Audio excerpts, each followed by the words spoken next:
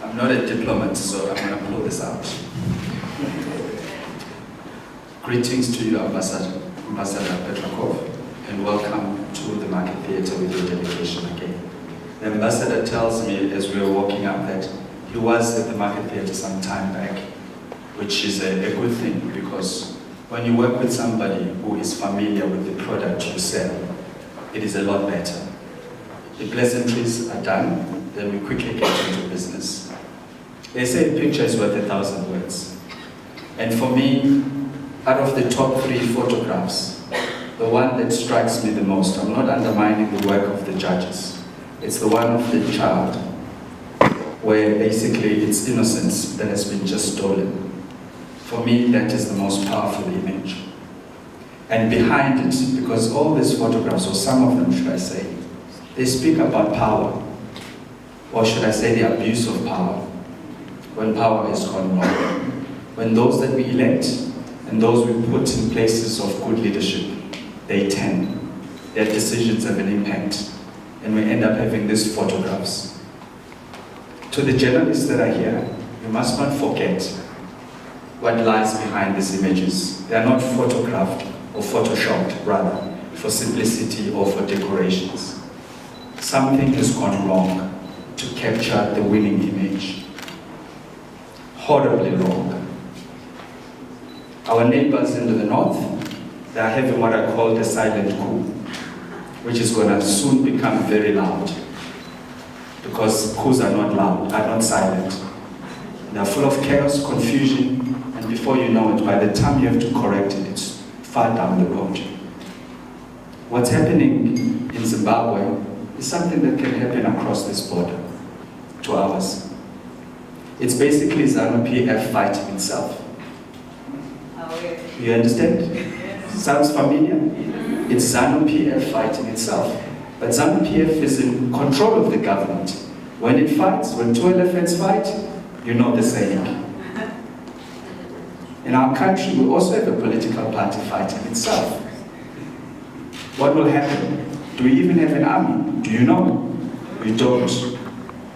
That's why our friendship with the Russians from our times in exile was very important. They taught us how to fight the enemy. They housed us in their homes and in their beautiful country, which I had the pleasure of visiting more than a decade ago, which I still continue to try and explore.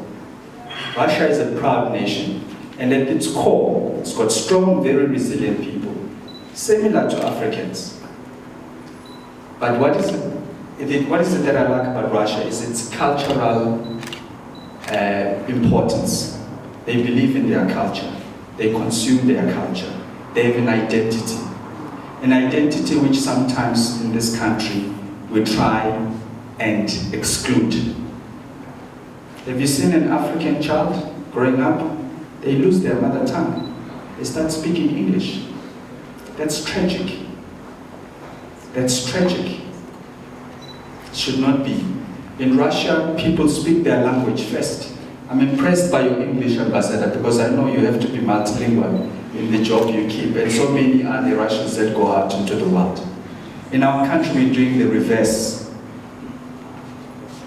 Russia is in the same position as us when we were wanting to host the World Cup. We were told we can't do it. They've been told horrible things. Next year, 2018, you will host a successful World Cup.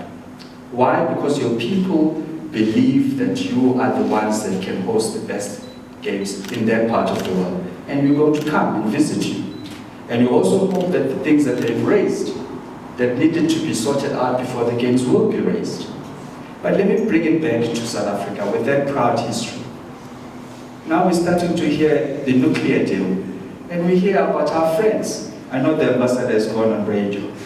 I know one thing, it is this generation. You will not afford a nuclear deal at this stage. You don't have the money. That is why our current government, whatever they do, we cannot get them to sign up to that nuclear deal. Not yet. Otherwise we'll pay for it for the next 3 generations. And we can't afford that. Why?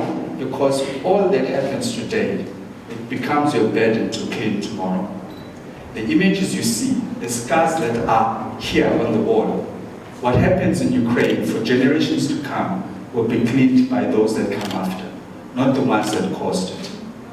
What I'm asking of you, like the lady was speaking just now, be steadfast in the positions you hold. Speak truth to power. Do not be afraid.